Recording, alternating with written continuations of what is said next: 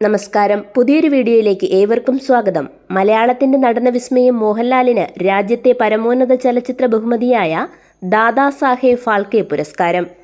ഡൽഹിയിലെ വിജ്ഞാൻ ഭവനിൽ നടന്ന ചടങ്ങിൽ രാഷ്ട്രപതി ദ്രൗപദി മുർമു മോഹൻലാലിന് പുരസ്കാരം സമ്മാനിച്ചു. 10 ലക്ഷം രൂപ, സുവർണ കമലം എന്നിവ ഉൾപ്പെടുന്നതാണ് ഫാൽക്കെ പുരസ്കാരം. 1969 ആരംഭിച്ച ഫാൽക്കെ അവാർഡ് നേടുന്ന രണ്ടാമത്തെ മലയാളിയാണ് മോഹൻലാൽ. നടൻ, സംവിധായകൻ, നിർമ്മാതാവ് എന്നീ നിലകളിൽ രാജ്യത്തെ സിനിമാ രംഗത്തിന് നൽകിയ സംഭാവനകൾ പരിഗണിച്ചാണ് 2023 ഫാൽക്കെ പുരസ്കാരം.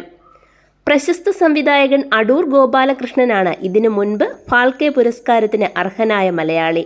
2004 അടൂർ ഗോപാലകൃഷ്ണന് ഫാൽക്കെ പുരസ്കാരം ലഭിച്ചത്. 1978 തിരനോട്ടം എന്ന റിലീസാകാത്ത സിനിമയിലൂടെ അഭിനയ ജീവിതം തുടങ്ങിയ മോഹൻലാൽ മലയാളം, തമിഴ്, തെലുങ്ക്, കന്നഡ, ഹിന്ദി ഭാഷകളിലായി 360 ഏറെ ചിത്രങ്ങളിൽ അഭിനയിച്ചു. 5 തവണ ദേശീയ സിനിമാ പുരസ്കാരവും ലഭിച്ചു. 2001 പത്മശ്രീയും 2019 പത്മഭൂഷണും ലഭിച്ചു. 4.5 പതിറ്റാണ്ട് മുൻപ് മഞ്ഞിൽ വിരിഞ്ഞ പൂക്കൾ എന്ന ചിത്രത്തിലൂടെ വില്ലനായി രംഗപ്രവേശനം ചെയ്ത ലാൽ പറയുന്നു, മാർഗംകളി അവതരിപ്പിച്ചപ്പോൾ പലരും എന്നോട് ചോദിച്ചു, ലാൽ മാർഗംകളി പഠിച്ചിട്ടുണ്ടോ?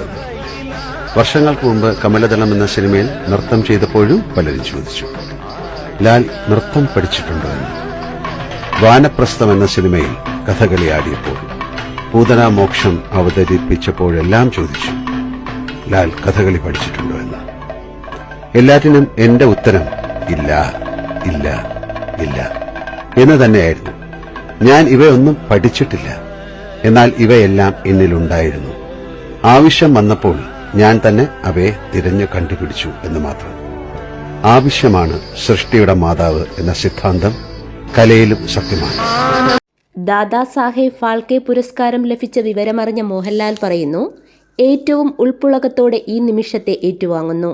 48 വർഷത്തെ എൻ്റെ സിനിമാ ജീവിതത്തിൽ എന്നെ ഇഷ്ടപ്പെടുന്നവർക്ക് തിരികെ കൊടുക്കാൻ സാധിച്ച വലിയ അംഗീകാരമാണ് ഈ അംഗീകാരം. സിനിമാ യാത്രയിൽ ഒപ്പം നടന്നവർക്കും പ്രേക്ഷകർക്കും മാതാപിതാക്കൾക്കും ഈ പുരസ്കാരം സമ്മാനിക്കുന്നു. മോഹൻലാൽ പ്രിയദർശൻ കൂട്ടുകെട്ടിലൂടെ മലയാളിക്ക് ലഭിച്ച സിനിമകൾ ഒരിക്കലും മലയാളി മനസ്സുകൾക്ക് മറക്കാൻ കഴിയാത്തതാണ്. പ്രിയദർശൻ ഇപ്രകാരം കുറിക്കുന്നു, ഒരുമിച്ച് സിനിമ സ്വപ്നം കണ്ട് മദിരാശിയിലെത്തിയവരാണ് ഞങ്ങൾ. എങ്കിലും എനിക്ക് എന്നും മോഹൻലാൽ ഉയരങ്ങളിലായിരുന്നു. താഴെ വീഴുമ്പോഴെല്ലാം എന്നെ അദ്ദേഹം ഉയരങ്ങളിൽ നിന്ന് താങ്ങി നിർത്തി. ഇപ്പോൾ ലാൽ എനിക്ക് കാണാൻ പറ്റാത്തത്ര മുകളിലാണ്. മോഹൻലാൽ എന്ന നടൻ ഇത്രയും ഉയരങ്ങൾ കീഴടക്കിയില്ലായിരുന്നുവെങ്കിൽ പ്രിയദർശൻ എന്ന സംവിധായകനുമുണ്ടാകുമായിരുന്നില്ല. ഈ വീഡിയോ നിങ്ങൾക്കിഷ്ടമായാൽ ലൈക്ക് ചെയ്യാനും ഷെയർ ചെയ്യാനും മറക്കരുത്. നന്ദി.